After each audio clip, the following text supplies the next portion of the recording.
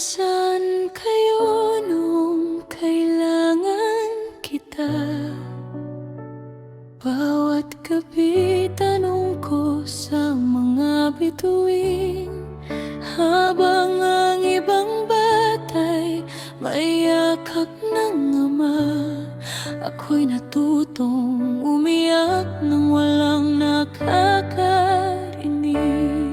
Lumaki akong hinahanap ang inyong mukha sa bawat selebrasyon, sa bawat tagumpay. Ngunit ang bakanteng upuan ay nanatiling bakante, at ang puso kong batay tahimik na nasasaktan. Maraming beses kong pinilit unawain bakit wala kayo sa aking piling.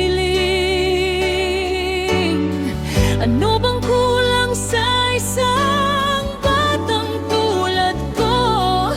At bakit ako ang naiwan sa dulo?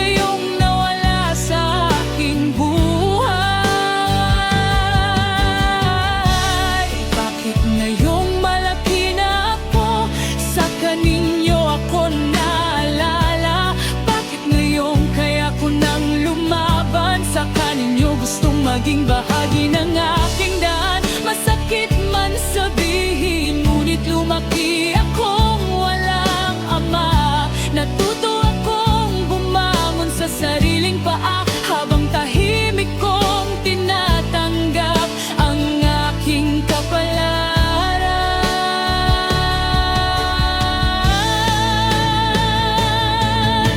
Noong ako'y may lagnat, sino ba ang kasama ko? Noong ako'y umiiyak, sino ang yumakap sa akin? Hindi kayo ang naroon sa bawat sugat ng buhay. Hindi kayo ang umalalay sa bawat pagkadapa. Sa araw ng pagtatapos ko, hinahanap ko ang inyong palakpak. Sa bawat tagumpay na aking naabot, may puwang pa rin hindi napunan. Hindi ko hiniling ang marangyang buhay niyang maraming kayamanan. Ang gusto ko lang noon ay marinig ang salitang, "Anak, ipinagmalaki kita." Hindi ko kayo kinamumuhian, hindi rin ako naghihiganti. May sugat lamang na iniwan ang inyong pagkawala.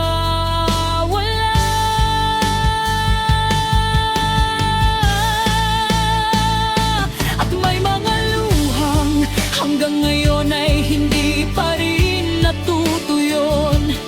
Minsan naisip ko, ano kaya ang pakiramdam na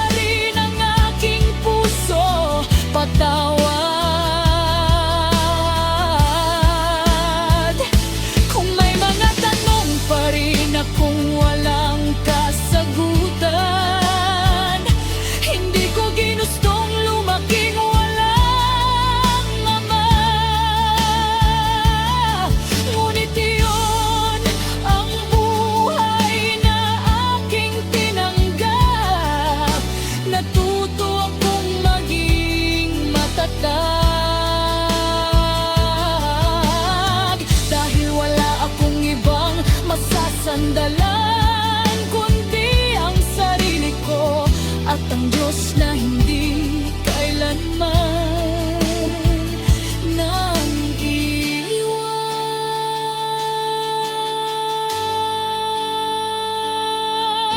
Itay, kung naririnig ninyo ako ngayon, hindi ko hinihingi ang nakaraan. Hindi ko na maibabalik ang mga taong nawala. Lumaki akong walang mama, at marahil ganon din ang pagpatapos ng aking buhay. Ngunit sa kabila ng lahat, hindi ko hahayaan ang sakit na aking naranasan ay lamag pa sa susunod na henerasyon.